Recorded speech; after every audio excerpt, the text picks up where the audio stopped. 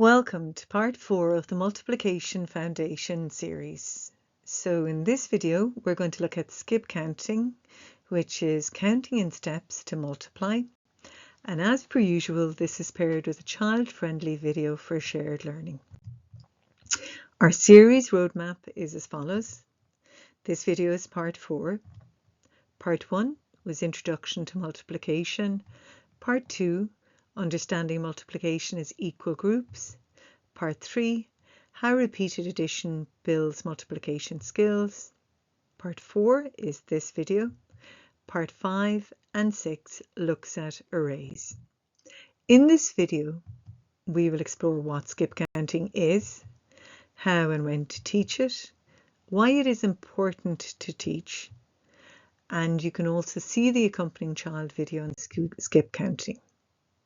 So you might know by now, my name is Adele Kelly. I'm an Irish primary school teacher with 15 years experience, and I am passionate about making maths accessible for all children in primary school, including children with dyscalculia, dyslexia, or children for whom English is an additional language. What is skip counting? Skip counting is the precursor to multiplication tables. If I'm skip counting in fours, I skip count as follows: 4, 8, 12, 16, 20, 24, 28, 32, and 36. I am counting in regular intervals of 4 in regular jumps. Why do I need to teach it? Well, firstly, it's a bridge to multiplication. Secondly, children can start to see patterns and relationships between numbers. And thirdly, it helps children to solve problems involving multiplication before they have mastered their tables and committed them to memory. And again, this is particularly important for children with dyscalculia or dyslexia. How do I teach them? Well, firstly, using rhyme and chant informally and regularly can really help children to learn to skip count with automaticity. I use it as a chant to gain children's attention or to help at line-up time.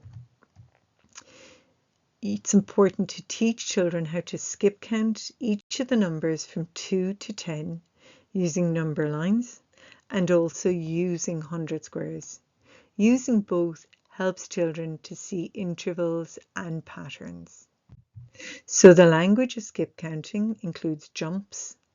Multiples is where you count in the particular number. So for example, the multiples of 4 are 4, 8, 12, 16, 20, 24. I explain that to children as being the answers to your times table. So 1 multiplied by 4 is 4, 2 multiplied by 4 is 8.